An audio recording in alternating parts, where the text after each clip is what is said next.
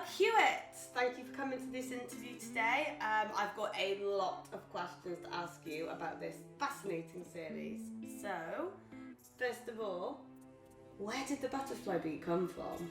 Yeah, thank you, Emma. Thank you for inviting me to the interview.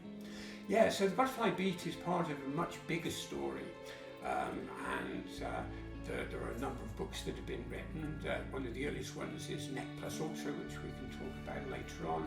But it's just a big storyline with a lot of interesting characters and a lot of big important themes.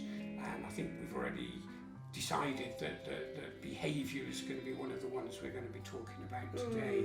So you tell me a little bit about behaviour and then throw these questions at me.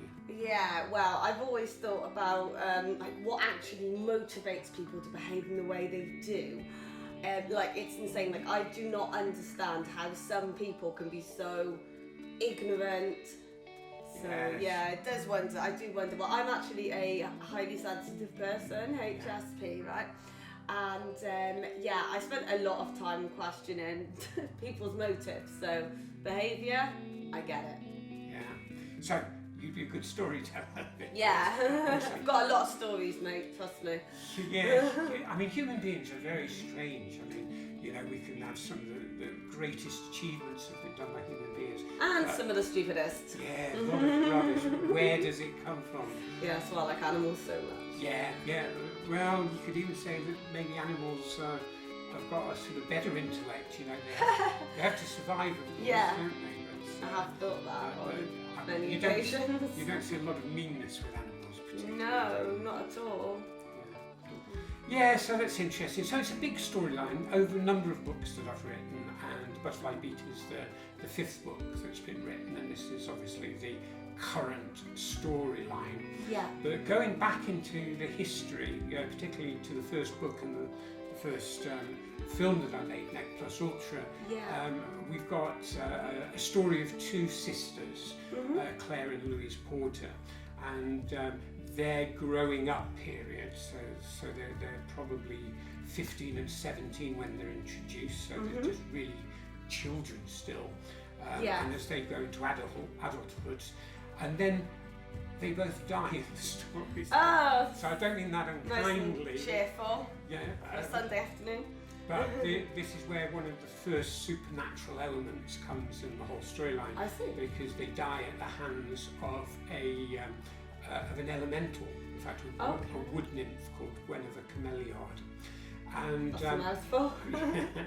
and Guinevere and her sisters, we'll talk later about the elementals, where there's 4 or there's really 7. Right. But for the moment, air, fire, earth and water are the 4 that we know. Yeah. And Guinevere Cameliard is the earth, the wood nymph, or the dryad.